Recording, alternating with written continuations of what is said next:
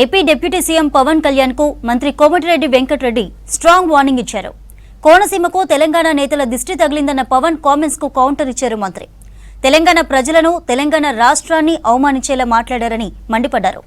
దిష్టి కామెంట్స్ పై పవన్ కళ్యాణ్ సారీ చెప్పకపోతే సంగతేంటో తేలుస్తామని హెచ్చరించారు. పవన్ కళ్యాణ్ సినిమాలు తెలంగాణలో ఆడనివ్వమని వార్నింగ్ ఇచ్చారు కోమటిరెడ్డి. పవన్ కళ్యాణ్ గారు చేసిన వ్యాఖ్యలను తీవ్రంగా ఖండిస్తూ దాన్ని బేషరతుగా క్షమాపణ చెప్పి ఉన్నాగా ఉండాలని పవన్ కళ్యాణ్ గారిని విజ్ఞప్తి చేస్తున్నాం. మీరు మంచి ఉద్దేశంతో రాజకీయాలకు వచ్చిండొచ్చు, కానీ ఈ విధంగా మాట్లాడి దాదాపు 13 సంవత్సరాలు అయిపోయింది. తెలంగాణ 13 సంవత్సరంలో పడుతున్నది. ఒక లైన్లో పడుతున్న ఈ సమయంలో మా తెలంగాణని అవమానపరచొద్దని పవన్ కళ్యాణ్ గారు బేషరతుగా క్షమాపణ చెప్పితేనే తెలంగాణ ప్రజలు క్షమిస్తారు. ఇక ఇప్పుడు దాన్ని క్షమాపణ చెప్పకపోతే ఎవ్వరు కూడా చిరంజీవి గారికి సంబంధం లేదు. చిరంజీవి ఇదే సూపర్ మ్యాన్, ఆయన ఎప్పుడు కూడా వివాదాలకు దూరంగా ఉంటారు. కానీ పవన్ కళ్యాణ్ కొత్తగా రాజకీయాలకు వచ్చి డిప్యూటీ సీఎం కాగానే తెలిసి తెలియకనే మాట్లాడిండో, మరి కావాలని తెలంగాణ వాళ్ళని అవమానపరచాలనుకుండో ఏమనుకుండో, కానీ దాన్ని క్షమాపణ చెప్తే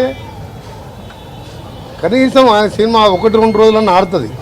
చెప్పకపోతే ఎక్కడ కూడా తెలంగాణ థియేటర్లలో సినిమాలు రిలీజ్ కావు. సినిమాటోగ్రఫీ మినిస్టర్గా నేను చెప్తున్నాను మాట. ఎందుకంటే అంత బాధలో ఉన్నారు ఆయన స్టేట్మెంట్ విన్నాక. మరి మాకు 60 ఏళ్ళు ఎట్లా మేము భరించడం?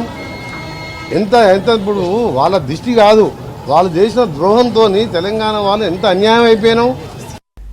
నవంబర్ 26న AP deputy CM Pawan hot comments చేశారు. తెలంగాణ దిష్టే కోనసీమకు తగిలిందని చెప్పారు.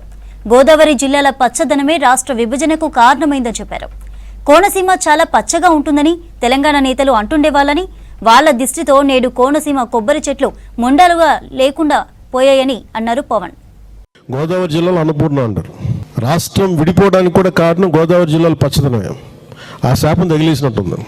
ఈరోజు గోదావరి జిల్లాలో మొత్తం కొబ్బరి చెట్లతోటి, తెలంగాణ నాయకులంతా అంటారు కొబ్బరి చెట్లతో చాలా ఆనందంగా ఉంటుంది, మీరు ఏమంటుందని పచ్చదనంతో చాలా బాగుంటుందంటే ఈరోజు కొబ్బరి చెట్లకు మొండాలు కూడా లేవు. అంత దిష్టి తగిలింది కోనసీమకి. కళ్ళ ముందు ఒక మొక్క ఎదిగి ముండు లేకుండా పడుతుంటే ఒక నిలువెత్తి ఎదిగిన బిడ్డ చచ్చిపోయినట్టే ఉంటుంది. ఆ బాధ నాకు తెలుసు, చాలా కన్నీరు ఉంటుంది.